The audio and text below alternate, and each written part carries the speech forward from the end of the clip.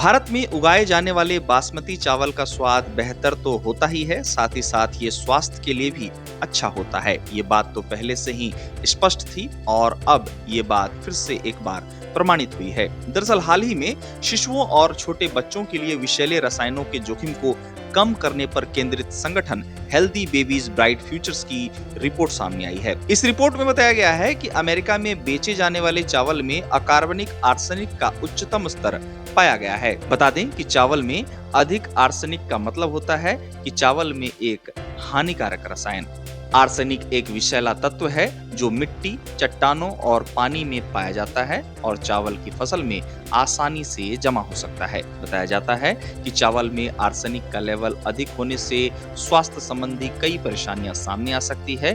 ये छोटे बच्चों के लिए काफी हानिकारक होता है। हेल्थ एक्सपर्ट्स के मुताबिक चावल में आर्सेनिक की अधिक मात्रा बच्चों के विकास में बाधा बन सकती है।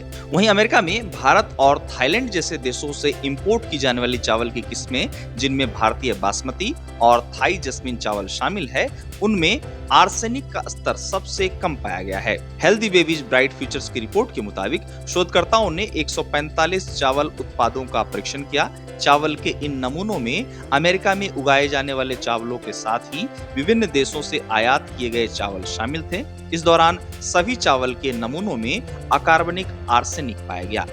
आपको बता दें कि इस दौरान चौंकाने वाली बात ये सामने आई कि चावल के इन नमूनों में लगभग 1/3 नमूने शिशु चावल अनाज में आर्सेनिक के लिए FDA की सुरक्षा सीमा को पार कर गए, जहां औसतन चावल में आर्सेनिक का स्तर परीक्षण किए गए अन्य अनाजों में पाए गए स्तरों से 28 गुना अधिक था। रिपोर्ट के अनुसार ब्राउन राइस में बाहरी परतों, चौकर और रोगाणु के कारण सफेद चावल की तुलना में अधिक आर्सेनिक पाया गया। चावल की इन किस्मों के परीक्षण के दौरान इटली के आर्बोरियो चावल और दक्षिण पूर्वी अमेरिका के सफेद और भूरे चावल में आर्सेनिक की सबसे अधिक मात्रा दर्ज की गई।